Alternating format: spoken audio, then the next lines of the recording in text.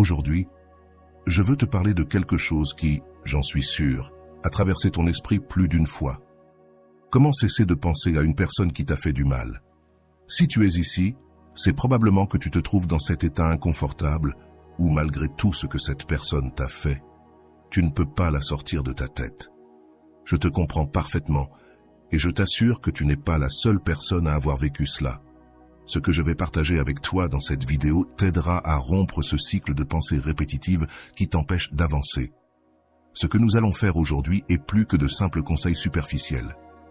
Ici, il ne s'agit pas d'ignorer ou de réprimer ces pensées, mais d'une approche plus profonde, une approche qui t'aidera à guérir et à te libérer véritablement. Car oui, tu peux oublier cette personne et aller de l'avant. Ne t'inquiète pas, car ce que tu es sur le point d'apprendre changera la façon dont tu fais face à cette situation. Alors reste avec moi, car cette vidéo sera ton guide pour te décharger de ce fardeau émotionnel et vivre une vie plus pleine. Je te promets quelque chose. Si tu restes jusqu'à la fin de la vidéo, tu comprendras non seulement pourquoi tu continues à penser à cette personne, mais tu apprendras également des techniques et des outils pratiques qui te permettront de libérer ces pensées une fois pour toutes. Voici quelque chose de très important à savoir. Ce que je vais te dire change tout. Ce qui te semble aujourd'hui impossible, c'est-à-dire sortir cette personne de ton esprit, n'est pas seulement possible, mais cela peut être plus simple que tu ne le penses si tu suis ces étapes. Le premier point que je veux que tu comprennes, c'est que le cerveau humain a tendance à s'accrocher à ce qui nous a causé de la douleur. C'est une réaction naturelle, quelque chose de biologique. Quand quelqu'un nous fait du mal, cette expérience laisse une empreinte dans notre esprit, et cette empreinte, au lieu de s'effacer, a tendance à se répéter encore et encore, car notre cerveau essaie de la traiter. Mais voici le truc. Plus tu penses à cela, plus il devient difficile de le laisser aller. Alors, comment rompons-nous ce cycle? Pour commencer, tu dois comprendre que cesser de penser à quelqu'un ne consiste pas à lutter contre ses pensées. Si tu luttes contre elles, tu ne fais que leur donner plus de pouvoir. C'est comme essayer de ne pas penser à un éléphant rose. Plus tu essaies, plus cela devient présent. Ce que je vais t'apprendre, c'est comment changer ton approche mentale pour que ces pensées perdent leur force sur toi. Et crois-moi, ce petit changement de perspective peut faire toute la différence. Il est important que tu saches que tu as plus de contrôle sur ton esprit que tu ne le penses. Même si en ce moment, tu as l'impression que ces pensées te contrôlent, en réalité, c'est toi qui as le pouvoir de changer le focus. Et c'est ce sur quoi nous allons travailler aujourd'hui. Il ne s'agit pas d'oublier complètement, mais d'apprendre à rediriger ton esprit vers ce qui compte vraiment, toi-même. Car ce que je vais te dire ensuite peut sembler simple, mais c'est quelque chose que nous oublions et c'est pourquoi nous ne le faisons pas. Le pouvoir de ton attention. Commençons par quelque chose de basique. L'attention pleine. Lorsque tu commences à être conscient de ce sur quoi tu concentres ton esprit, tu peux commencer à changer cet accent. Au lieu de permettre à ton esprit de divaguer en pensée sur cette personne qui t'a fait du mal, tu peux l'entraîner à se concentrer sur des choses qui te remplissent d'énergie, de joie et de paix. Je sais que cela semble plus facile à dire qu'à faire, mais dans un instant, je vais t'apprendre comment commencer à le faire de manière pratique. Rappelle-toi, tu n'es pas seul dans ce processus. Beaucoup de personnes ont vécu la même chose et ont réussi à surmonter cette barrière mentale. Et si elles ont pu le faire, toi aussi tu peux. La première chose que tu dois faire, c'est accepter qu'il est normal de penser à quelqu'un qui t'a causé de la douleur. Ne te punis pas pour cela, car l'autopunition ne fait que renforcer ces pensées.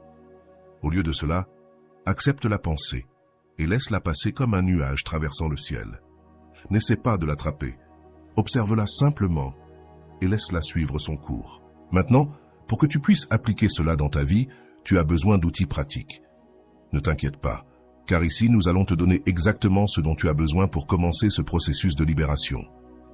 Si tu restes avec moi jusqu'à la fin, je ne te montrerai pas seulement comment rediriger ces pensées, mais je te partagerai une technique spécifique que tu pourras commencer à utiliser dès aujourd'hui. Sois attentif, car ce que je vais te dire change tout. Le pouvoir de ton focus est ce qui détermine à quelle vitesse tu pourras cesser de penser à cette personne.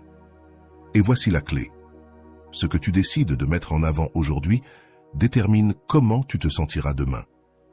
Si tu continues à alimenter ces pensées négatives sur la personne qui t'a blessé, tu resteras piégé dans un cycle de douleur. Mais si tu apprends à changer ton focus vers ce qui te remplit d'énergie et de paix, peu à peu, ces pensées perdront leur force. Et c'est ce que nous allons faire ensemble dans cette vidéo. Je t'assure que si tu appliques ces principes, tu pourras cesser de penser à cette personne et avancer dans ta vie. Car la clé n'est pas de lutter contre les pensées, mais d'apprendre à rediriger ton attention vers ce qui importe réellement, toi, ton bien-être et ton avenir. Alors, reste jusqu'à la fin, car je te promets que ce que tu apprendras ici te donnera la paix mentale que tu cherches tant. Maintenant que nous avons introduit l'idée que tu n'as pas besoin de lutter contre ces pensées, mais d'apprendre à rediriger ton esprit, nous allons approfondir comment fonctionne ce processus d'un point de vue psychologique. Ce que beaucoup de gens ne savent pas, c'est que les pensées répétitives sur une personne qui t'a fait du mal sont liées à des processus très profonds de l'esprit humain. Ici, nous allons décomposer certains de ces processus, mais le plus important est que nous allons te donner des outils pour que tu puisses les gérer de manière plus saine. Un des premiers psychologues qui a abordé ce sujet était Sigmund Freud, qui a expliqué que les expériences émotionnelles intenses laissent des traces dans notre psyché, ce qu'il appelait des représentations. Ces traces, surtout quand elles sont douloureuses, tendent à se répéter dans notre esprit comme une façon de traiter ce qui s'est passé. Ce phénomène s'appelle la répétition compulsive. Selon Freud, lorsque nous n'avons pas complètement traité une expérience traumatique ou douloureuse, notre esprit continue de répéter cette situation comme s'il essayait de trouver une solution qu'il n'a pas pu trouver à l'époque. Cependant, voici la clé. Tu n'as pas besoin de revivre cette situation encore et encore pour la traiter. Freud propose qu'en amenant ces expériences à la conscience et en les travaillant de manière consciente, nous pourrions briser le cycle. C'est exactement ce que nous te proposons de faire aujourd'hui.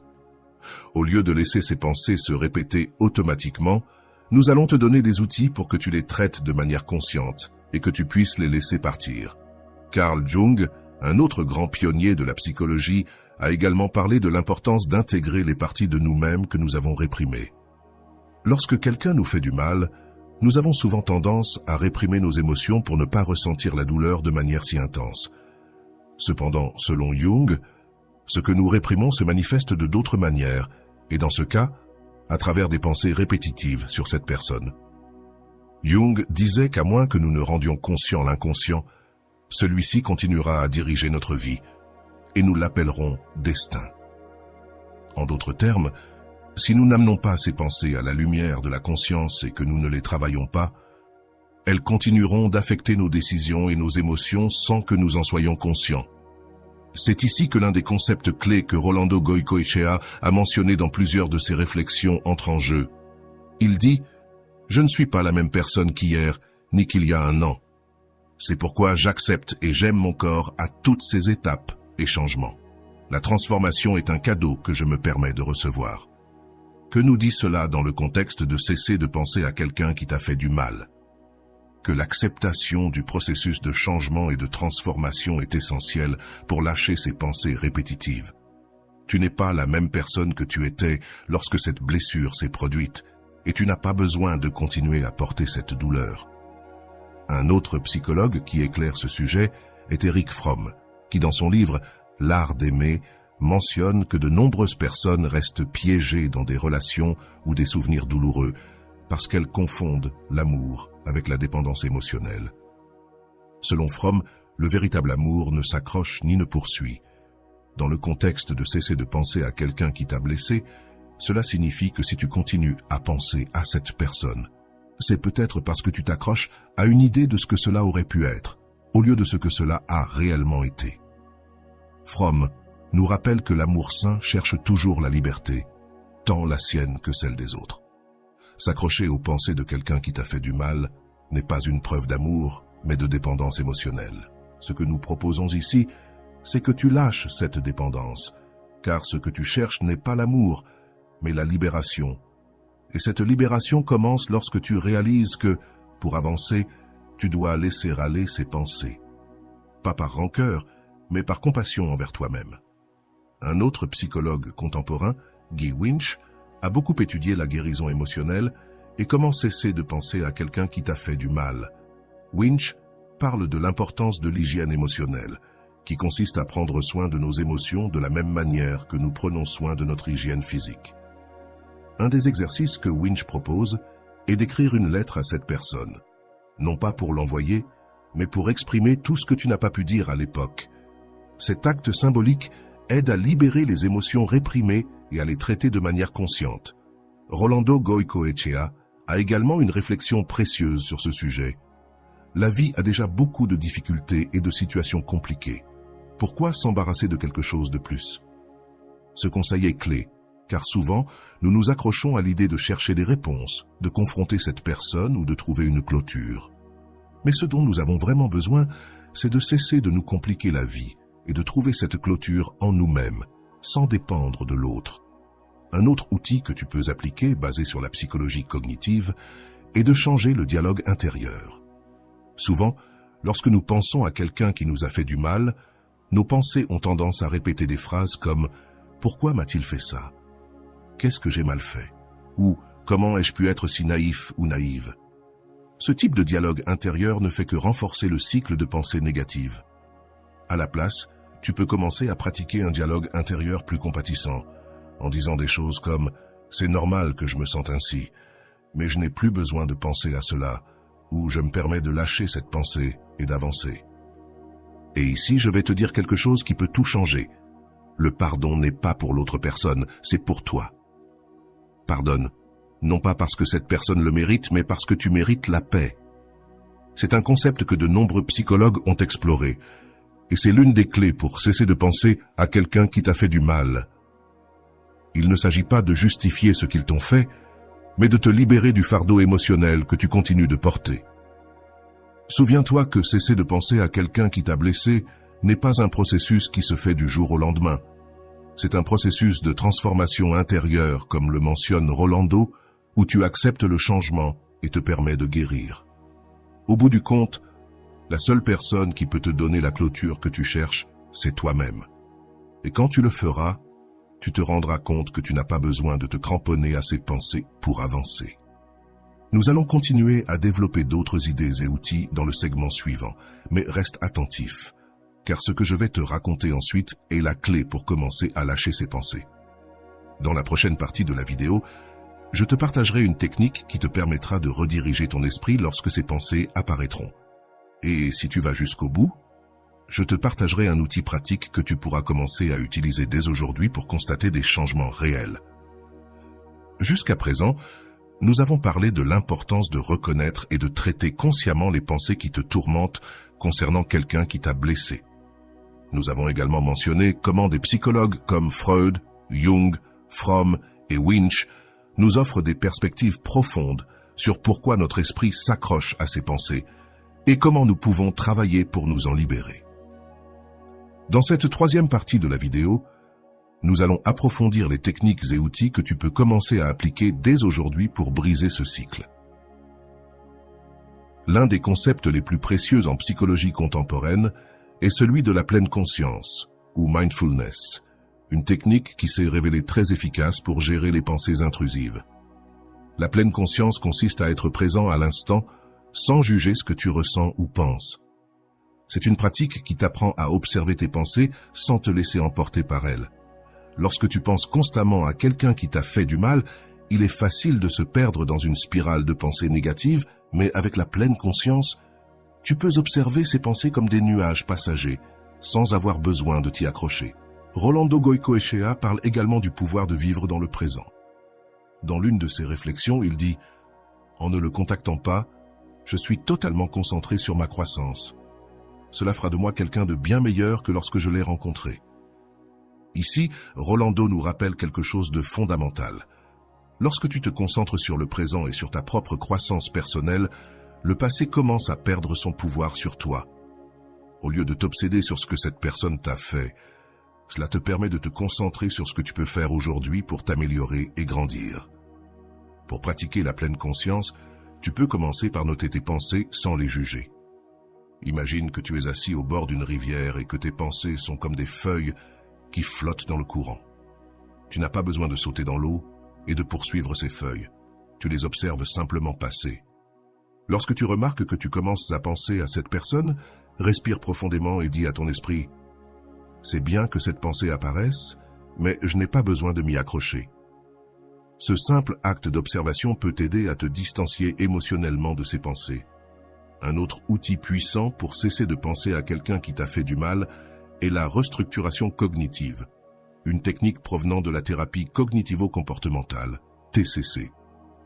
La restructuration cognitive t'aide à changer la manière dont tu interprètes et réponds à tes pensées. Souvent, lorsque quelqu'un nous blesse, nous interprétons la situation d'une manière qui nous fait sentir coupables, insuffisants ou même responsables de ce qui s'est passé. Mais la vérité est que tu n'es pas responsable des actions des autres. Un exercice que tu peux faire est d'écrire tes pensées les plus récurrentes sur cette personne, puis de les remettre en question. Par exemple, si tu te retrouves à penser que tu as mal agi pour que cette personne te traite ainsi, tu pourrais remettre en question cette pensée en écrivant « Je ne suis pas responsable des actions des autres, et son comportement ne reflète pas ma valeur en tant que personne. » Ce simple acte de réécrire la narration t'aide à changer la façon dont tu perçois la situation.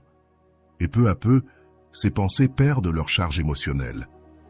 C'est ici qu'une autre citation de Rolando Goicoechea prend de l'importance. Cela permettra à nous deux d'avancer. Je ne te contacte pas, et tu n'as pas non plus de raison de me contacter. Nous vivons tous deux un processus de guérison propre. Cette idée de processus propre est fondamentale car, bien souvent, lorsque nous continuons à penser à quelqu'un qui nous a fait du mal, nous le faisons avec l'idée que nous avons besoin d'une forme de clôture ou d'explication. Mais en réalité, la clôture que tu cherches ne vient pas de l'autre personne, mais de toi-même. C'est un processus interne, et quand tu te permets de lâcher prise, cette clôture arrive naturellement. Une autre technique qui a prouvé son efficacité est l'ancrage émotionnel. Cette technique consiste à créer un ancre émotionnelle positive, quelque chose que tu peux utiliser pour rediriger ton esprit lorsque ces pensées indésirables apparaissent. Par exemple, tu peux choisir une activité que tu aimes ou quelque chose qui te fait du bien. Cela peut être écouter ta chanson préférée, sortir te promener ou pratiquer un hobby. Chaque fois que ces pensées sur cette personne apparaissent, tu te concentres sur ton ancre émotionnelle. Avec le temps, ton esprit associera cette pensée intrusive à la nouvelle activité positive et les pensées perdront leur pouvoir. Rolando Goicoechea a également une phrase qui complète cette idée de créer de nouvelles associations émotionnelles. Si je contacte, j'ai tendance à aller à l'encontre de ce que la vie a prévu pour moi.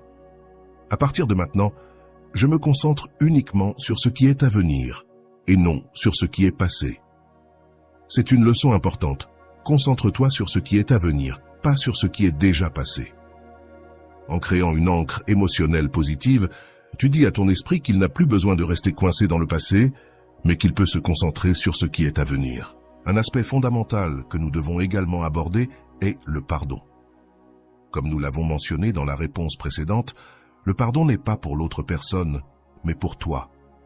Mais parfois, le pardon est un processus difficile, car nous avons l'impression qu'en pardonnant, nous justifions le mal que l'on nous a fait.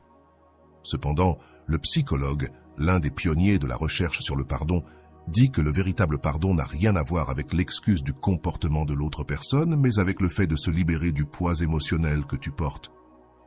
En pardonnant, tu lâches ce poids que tu portes dans ton cœur et tu te permets d'avancer plus léger. Souviens-toi de cela. Le pardon est un acte d'amour propre. En pardonnant, tu te dis que tu mérites la paix. Cela ne signifie pas que tu oublies ce qu'on t'a fait, ni que tu permettes à nouveau qu'on te fasse du mal. Ce que cela signifie, c'est que tu choisis de lâcher le ressentiment pour ne plus continuer à porter cette douleur. Une fois que tu commences à pratiquer le pardon, tu remarqueras que les pensées sur cette personne commencent à diminuer. Enfin, je veux te parler du pouvoir de la gratitude. Cela peut sembler un conseil étrange lorsque tu fais face à des pensées douloureuses, mais de nombreuses études en psychologie positive, comme celle de Martin Seligman, ont démontré que la gratitude peut transformer notre perception du passé. Lorsque tu te concentres sur les choses pour lesquelles tu es reconnaissant dans ta vie actuelle, ton esprit commence à se rediriger vers le positif. Tu peux même commencer à voir les leçons que cette situation douloureuse t'a laissées. Attention, car ce que je vais te dire change tout. Lorsque tu apprécies ce que tu as appris, même si cela a été douloureux, tu cesses de voir cette personne comme une source de douleur et tu commences à voir la situation comme une partie de ta croissance personnelle. En résumé, ces outils, la pleine conscience, la restructuration cognitive, l'ancrage émotionnel, le pardon et la gratitude sont tes alliés pour cesser de penser à cette personne qui t'a fait du mal. Reste attentif, car dans le segment suivant, je vais te raconter une histoire qui t'aidera à voir comment appliquer tout cela dans la vie réelle. C'est une histoire inspirante de quelqu'un qui a traversé la même chose que toi et a trouvé un moyen de lâcher ses pensées et d'avancer. Je veux que tu imagines un instant Sophia. Sophia était une femme jeune et brillante. Comme beaucoup de personnes, elle avait donné son cœur en entier à quelqu'un qui, au final, l'a profondément blessée. Elle est tombée amoureuse de David, un homme avec qui, au départ, tout semblait parfait. Leurs conversations étaient profondes, leurs rires interminables, et Sophia avait l'impression d'avoir trouvé quelqu'un avec qui partager sa vie. Mais, comme dans beaucoup d'histoires, la fin ne fut pas celle qu'elle espérait. Avec le temps, David a commencé à montrer son véritable caractère. Peu à peu, il s'est distancié. Les messages sont devenus froids, les appels rares, et les promesses qu'ils avaient faites ensemble ont commencé à s'effacer. Un après-midi, sans avertissement préalable, David a décidé de mettre fin à leur relation. Ses mots furent durs et pleins d'indifférence. « Je ne veux plus de ça, je ne suis pas sûr de ce que je ressens. » Ce fut tout ce qu'il dit avant de s'éloigner pour toujours. Pour Sophia, c'était comme si tout son monde s'effondrait en un instant. Après ce jour, elle ne pouvait s'empêcher de penser à lui. Tout ce qu'elle faisait lui rappelait David. La musique qu'ils écoutaient ensemble, les lieux où ils allaient, même les petites choses du quotidien semblaient porter sa marque. Malgré ses efforts pour avancer, son esprit revenait toujours aux mêmes souvenirs. Qu'ai-je fait de mal? Pourquoi n'ai-je pas pu le garder? Elle se le demandait encore et encore. Elle était piégée dans ce cycle, revivant la douleur et la confusion sans trouver d'issue. Des semaines passèrent, puis des mois, et Sophia se sentait toujours la même. Parfois, elle pleurait en silence la nuit, souhaitant pouvoir effacer David de son esprit. Ses amis lui disaient qu'elle devait tourner la page et avancer, mais aucun de ses conseils ne semblait l'aider. Chaque fois qu'elle essayait de se distraire ou de sortir avec d'autres personnes, la pensée de David revenait plus forte qu'avant. Un jour, alors qu'elle naviguait sur Internet à la recherche de quelque chose de réconfortant, Sophia trouva une vidéo qui parlait de comment cesser de penser à quelqu'un qui vous a fait du mal. Le titre attira son attention. « Fais ceci et oublie cette personne qui t'a blessé. » Elle décida de lui donner une chance et de regarder la vidéo. Au début, elle n'était pas très sûre que cela allait l'aider, mais quelque chose dans le ton du narrateur, qui lui parlait directement, la fit rester. Dans la vidéo, ils expliquaient que le premier pas pour cesser de penser à quelqu'un n'était pas de lutter contre ses pensées, mais de les accepter. Sophia se rendit compte qu'à ce moment-là, elle avait combattu ses propres souvenirs, essayant de les effacer de force. Mais plus elle luttait, plus ils devenèrent présents. La vidéo lui enseigna qu'au lieu d'essayer de ne pas penser à David, elle devait se permettre de ressentir ses pensées et de les laisser passer comme des nuages qui traversent le ciel. Cette même nuit, Sophia décida de mettre en pratique ce qu'elle avait appris. Lorsque les pensées sur David revinrent, au lieu d'essayer de les ignorer, elle les observa, respira profondément et se dit à elle-même « Il est normal que cette pensée soit là, mais je n'ai pas besoin de m'y accrocher. » À sa surprise, après quelques minutes, ses pensées commencèrent à s'estomper. Ce n'était pas une solution magique, mais c'était le premier pas pour libérer son esprit. Les jours passèrent, et Sophia continua à pratiquer ce qu'elle avait appris. Elle commença également à appliquer une autre technique mentionnée dans la vidéo, rediriger son attention vers elle-même. Elle s'inscrivit à des cours de yoga, quelque chose qu'elle avait toujours voulu faire mais qu'elle avait reporté pendant sa relation avec David. Elle recommença à peindre, une passion qu'elle avait abandonnée lorsque sa relation commença à se détériorer. Peu à peu, sa vie commença à se remplir de choses qui la rendaient heureuse, sans avoir besoin de la présence de David dans ses pensées.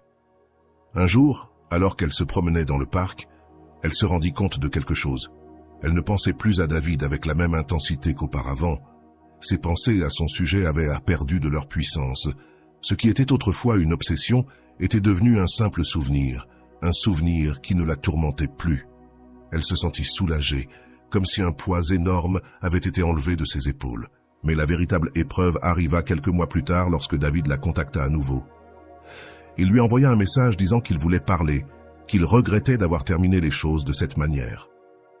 À un autre moment, Sophia aurait couru dans ses bras, désespérée d'obtenir la fermeture qu'elle avait tant recherchée. Mais cette fois, c'était différent. Sophia n'avait plus besoin de son approbation ni de sa présence pour se sentir complète. Elle avait trouvé la paix en elle-même.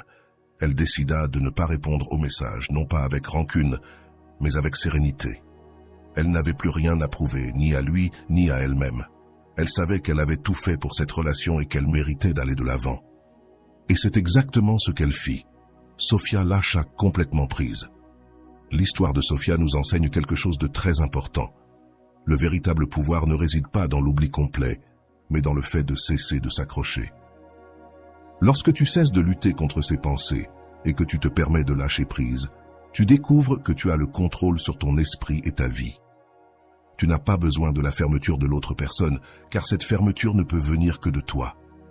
Sophia non seulement arrêta de penser à David, mais elle se reconnecta avec elle-même. Finalement, la personne la plus importante dans ta vie, c'est toujours toi. Il ne s'agit pas d'oublier celui qui t'a fait du mal, mais de te permettre de guérir et d'avancer. Comme Sophia, tu peux aussi trouver cette paix intérieure et lâcher ce qui ne te sert plus. Maintenant, je te pose la question. Te reconnais-tu dans l'histoire de Sophia? As-tu vécu quelque chose de similaire? Si c'est le cas, je t'invite à partager ton expérience dans les commentaires. Ton histoire peut inspirer d'autres personnes qui traversent la même situation. Et ensemble, nous pouvons apprendre à lâcher prise et à aller de l'avant.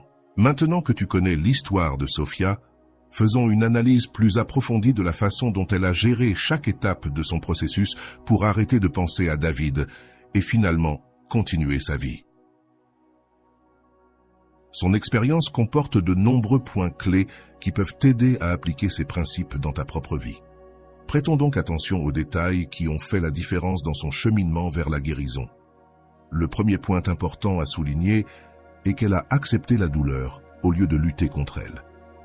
Pendant longtemps, elle avait essayé d'ignorer ou de réprimer ses pensées sur David, ce qui n'avait fait qu'intensifier ses pensées. C'est une réaction courante. Plus nous essayons d'éviter de penser à quelqu'un, plus cette personne devient présente dans notre esprit.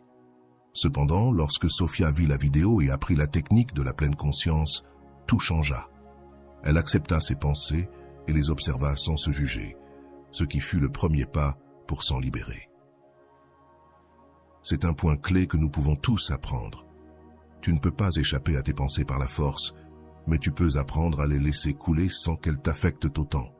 En permettant à ces pensées d'exister sans lutter contre elles, Sophia brisa le cycle de répétition compulsive qui la tenait prisonnière. Je t'invite à faire de même. Lorsque ces pensées concernant quelqu'un qui t'a fait du mal apparaissent, ne les rejette pas. Observe-les avec compassion et souviens-toi que tu n'as pas besoin de t'y accrocher. Le deuxième aspect crucial est que Sophia a redirigé son attention sur elle-même. Au lieu de rester centrée sur David, elle a commencé à se concentrer sur ce qui la rendait heureuse. C'est quelque chose que nous devons tous garder à l'esprit. Nous ne pouvons pas contrôler les autres, mais nous pouvons contrôler ce que nous faisons de notre temps et de notre énergie. Sophia a commencé à pratiquer le yoga, a repris sa passion pour la peinture, et petit à petit, elle a rempli sa vie de choses qui la faisaient se sentir vivante et en paix. Ce changement de focus est l'un des éléments les plus puissants dans le processus de lâcher prise. Quand tu te retrouves à penser constamment à quelqu'un qui t'a fait du mal, il est facile d'oublier tes propres passions, tes propres objectifs et ton propre bien-être. Mais Sophia a démontré qu'en redirigeant son énergie vers les choses qui lui apportaient de la joie, ses pensées sur David ont commencé à perdre de leur force. Le cerveau a une capacité incroyable à s'adapter, et lorsque tu l'entraînes à se concentrer sur le positif, le négatif perd son pouvoir. Le troisième point que nous devons analyser est comment Sophia a pris le contrôle de son discours intérieur. Comme nous l'avons mentionné précédemment, la restructuration cognitive est une technique puissante qui t'aide à changer la manière dont tu interprètes les pensées qui te tourmentent. Dans le cas de Sophia, elle est passée de « qu'ai-je fait de mal ?» à se dire « j'ai fait de mon mieux et je ne suis pas responsable des actions des autres ». Ce changement dans son dialogue interne a été clé pour qu'elle puisse se libérer de la culpabilité et avancer. Voici la leçon pour toi. Tu as le pouvoir de changer l'histoire que tu te racontes. Si tu te sens piégé dans des pensées de culpabilité ou de regret, arrête-toi et demande-toi, cette narration m'aide-t-elle à guérir ou me retient-elle dans la douleur? Lorsque tu changes la façon dont tu te parles, tu changes aussi la manière dont tu perçois ta situation. Sophia a exactement fait cela, et c'est pourquoi elle a pu se libérer du poids émotionnel qu'elle portait. Le quatrième aspect crucial est comment Sophia a décidé de ne pas chercher de clôture externe. Lorsque David a repris contact avec elle, dans le passé, elle aurait couru après lui en cherchant des réponses, en quête de la clôture qu'elle désirait tant. Mais cette fois, Sophia n'avait plus besoin de ces réponses. Elle avait trouvé sa propre clôture en elle-même. C'est un point important. Souvent, nous croyons que pour aller de l'avant, nous avons besoin d'une conversation finale, d'une excuse ou d'une explication de l'autre personne. Mais la vérité est que la clôture que tu cherches ne peut venir que de toi-même. Sophia a compris cela et a décidé de ne pas répondre au message de David, non par rancœur, mais parce qu'elle avait déjà suffisamment guéri pour ne pas avoir besoin de cette conversation. Sa paix ne dépendait plus de lui. Je te pose une question importante. Attends-tu une clôture externe pour pouvoir avancer? Si c'est le cas, rappelle-toi que la clôture la plus puissante est celle que tu te donnes à toi-même. Lorsque tu décides de lâcher prise sur ce qui ne te sert plus, enfin, le dernier point que je veux souligner est comment Sophia a trouvé sa liberté émotionnelle à travers le pardon et la gratitude. À la fin de son processus, elle ne pensait plus à David, mais le faisait depuis un lieu de compassion. Elle ne nourrissait pas de rancœur parce qu'elle avait compris que le pardon était un cadeau pour elle-même, pas pour lui. De plus, elle a pratiqué la gratitude pour ce qu'elle avait appris au cours de cette relation et pour la croissance qu'elle avait vécue en la surmontant. C'est un point qui peut transformer ta vie. Le pardon ne consiste pas à justifier le mal que l'on t'a fait, mais à libérer ton cœur du poids de la rancœur. Et quand tu es capable de remercier pour les leçons, même celles qui proviennent de la douleur, tu te rends compte que chaque expérience t'aide à grandir. Sophia s'est libérée non seulement des pensées sur David, mais aussi du fardeau émotionnel que ces pensées entraînaient. Maintenant, je veux que tu réfléchisses à ce qui suit.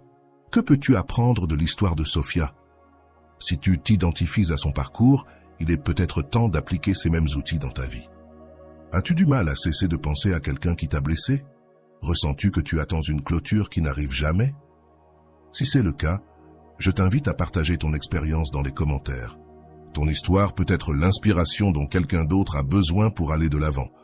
Rappelle-toi que dans cette vidéo, nous avons partagé des techniques pratiques que tu peux commencer à utiliser dès aujourd'hui pour ne plus penser à cette personne qui t'a fait du mal. Avant de terminer, je t'invite à laisser un commentaire et à me dire ce qui t'a le plus touché dans cette vidéo. Y a-t-il quelque chose que tu es prêt à lâcher aujourd'hui? N'oublie pas que cet espace est celui où tu peux partager tes pensées et tes expériences et que nous pouvons nous soutenir mutuellement dans ce processus de guérison. Et rappelle-toi, ce qui est pour toi viendra en son temps, mais seulement si tu lâches prise sur ce qui ne te sert plus.